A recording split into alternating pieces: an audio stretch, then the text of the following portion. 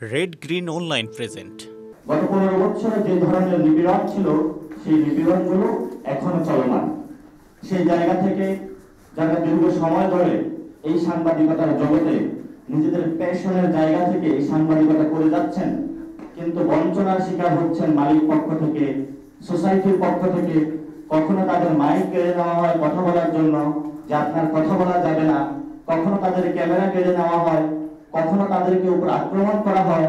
এবং যেটা আমরা গণ অভ্যুত্থানে দেখেছিলাম, এই শ্রমিক ভাইরা যখন কাজ করতে গিয়েছে তাদের শুধু ক্যামেরা কেড়ে নেওয়া হয় নাই, তাদের শরীরকে রক্তাক্ত করা হয়েছে।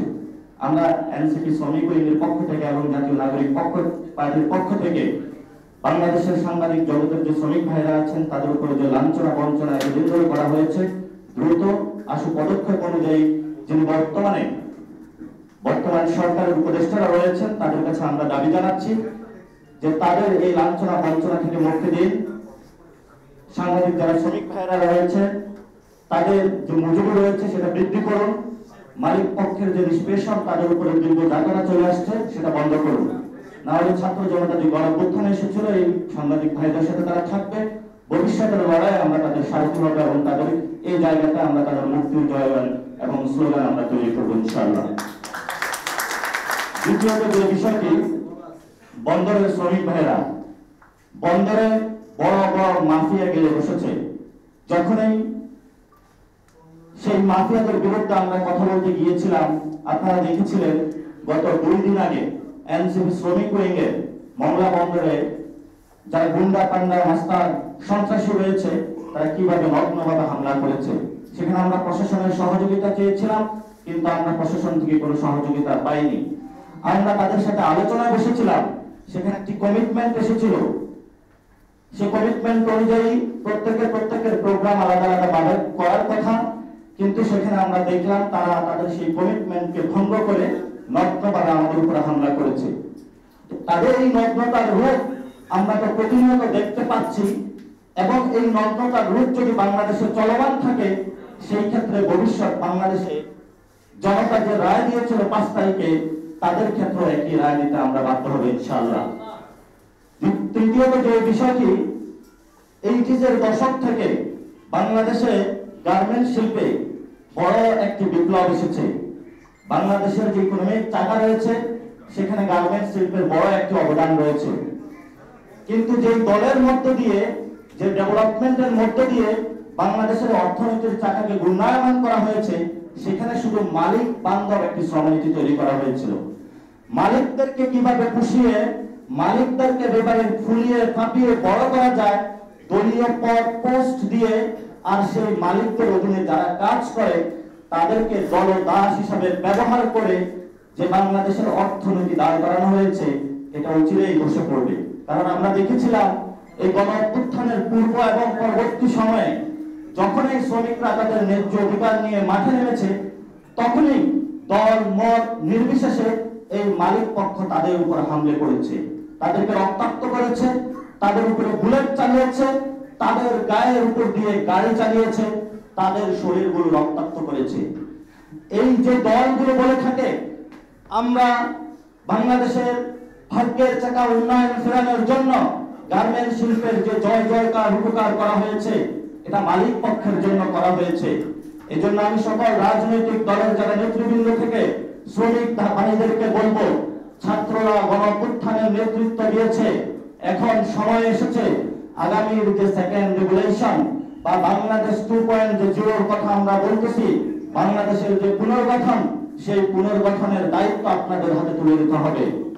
আপনাদের সে যে ঐতিহাসিক গাথা জয়যাত্রা, 80s-এর সময় আপনারা যেভাবে বাংলাদেশকে নতুন জায়গায় নেতৃত্ব দিয়ে আজকে এই পর্যন্ত নিয়ে এসেছেন, সময়ের প্রয়োজনে এই যে ছাত্র জনতার যে গণ অভ্যুত্থান হয়েছে, আপনারা বুকে রক্ত দিয়েছেন, আপনাদের হাতে আমরা আবার সেই জয়যাত্রার সেই দায়িত্বটা আপনাদের হাতে আমরা তুলে দিতে চাই। এই জন্য আমরা নাগরিক পার্টি থেকে শ্রমিক অঞ্চল সুসংগঠিত করার জন্য, শ্রমিকদেরকে নিয়ে কাজ করার জন্য, তাদের ন্যায্য হিস্সা বুঝিয়ে দেওয়ার জন্য আমাদের কিন্তু এনসিপি শ্রমিক উইংয়ের যাত্রা করেছিল। এই জায়গা থেকে আপনারা যদি মালিক পক্ষের সাথে কাজ করেন তাহলে জনতা আপনাদেরকে আবার আস্থা করে ছুড়ে ফেলবে। আপনাদের শ্রমিক ভাইদের কাছে যেতে হবে, শ্রমিকদের ঘরে যেতে হবে, শ্রমিকদের সাথে রান্না করতে হবে, শ্রমিকদের সাথে খাওয়া দাওয়া করতে হবে, শ্রমিকদের যারা বাচ্চা রয়েছে তাদের পড়াশোনা নিশ্চিত করতে হবে, শ্রমিকদের যে ভাইটা আমাদের অসুস্থ হয়েছে সেই ভাইকে হসপিটালে নিয়ে যেতে হবে। একটা ফ্যামিলির মতন আমাদেরকে কাজ করতে হবে। এবং এই জায়গাতে যদি কোনো দল আপনাদেরকে বাধা দেওয়ার চেষ্টা করে, কোনো ব্যক্তি বাধা দেওয়ার চেষ্টা করে, শ্রমিক অঞ্চল থেকে আপনারা আপনাদের বিপ্লব শুরু করুন। এই বিপ্লবে আপনারা যেরকম ছাত্রদের বিপ্লবের সাথে এসেছেন, আমরা ক্যাম্পাস থেকে মার্চ করে, পাড়ার অঞ্চল থেকে মার্চ করে শ্রমিক অঞ্চলে ইনশাআল্লাহ যাব। সেই বিপ্লবে আমরা ইনশাআল্লাহ অংশগ্রহণ করব। এই বিপ্লবের মধ্যে দিয়ে আমরা নতুন বাংলাদেশ গঠন করব। আপনাদের যে জয়যাত্রা রচনা হয়েছে, এই রচনার মধ্যে আপনারা অংশগ্রহণ করেছেন। 90 কি আপনাদের বুকের রক্ত যায়নি? 71 কি আপনাদের বুকের রক্ত যায়নি? প্রত্যেকটা সংগ্রামে রক্ত দিয়ে এই রক্তের কেন আপনাদের বদলা নেওয়া হচ্ছে না? প্রত্যেকটা সংগ্রামে আপনারা রক্ত দিয়েছেন, কিন্তু এই রক্তের দাম কি 8,000 টাকা মজুরির জন্য? আপনার প্রতিনিয়ত শ্রমিক অঞ্চলে যখন আমি গিয়েছিলাম, একজন রানা প্লাজায় বসে পড়া একজন শ্রমিকের জীবনের সেই কান্নাতুর ব্যথাতুর কাহিনী শুনেছিলাম। তার একটি বাচ্চা রয়েছে, তো তাকে জিজ্ঞাসা করলাম, সারা রাত তো বাচ্চা কান্নাকাটি করে, আপনি তো সারা রাত তাহলে বাচ্চা পালেন, তাহলে দিনের বেলা কাজ করেন কি করে?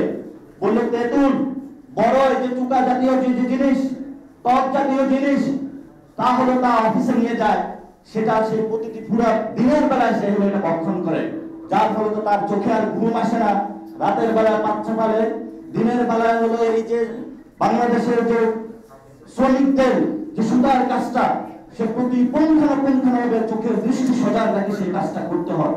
এই ধরনের সংগ্রামের জন্য কি আমরা এই বাংলাদেশ চেয়েছিলাম? আমরা এই বাংলাদেশটা এমন ভাবে চাইনি।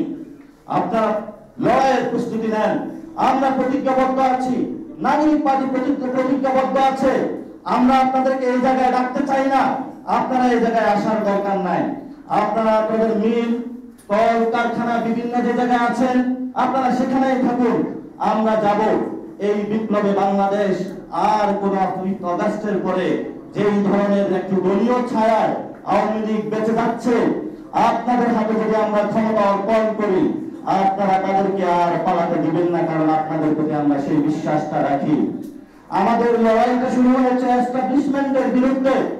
এই এস্টাবলিশমেন্টের পক্ষে গিয়ে বিভিন্ন দল আজকে সভা সমাবেশ করে রাজপথে জানান দিচ্ছে, আর যারা মালিক পক্ষ রয়েছে তারা তাদের কল কারখানা বন্ধ করে শ্রমিকদেরকে এখানে নিয়ে এসেছে।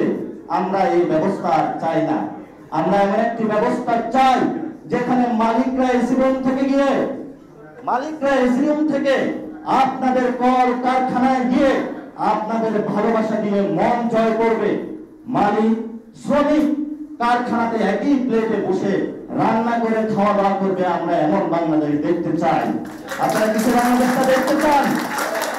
আপনারা শ্রমিক অঞ্চলে গত 15 বছরে থেকে বসা আওয়ামী লীগের ভোটগুলিকে আপনারা বিদায় করবেন। আপনারা লড়াইয়ের প্রস্তুতি নেন।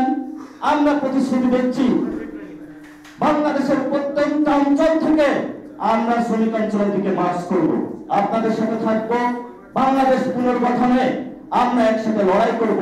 সেই লড়াইয়ের আহ্বান জানিয়ে আমি আমার বক্তব্য শেষ করছি। ধন্যবাদ সকলকে। এই বিশেষ প্রতিবেদনটি যদি আপনাদের ভালো লেগে থাকে অথবা উপকৃত হন, তাহলে অবশ্যই এই চ্যানেলটি সাবস্ক্রাইব করুন এবং লাইক, কমেন্ট ও শেয়ার করে রেড গ্রিন অনলাইনের সাথেই থাকুন। Thanks to everyone. Red green online.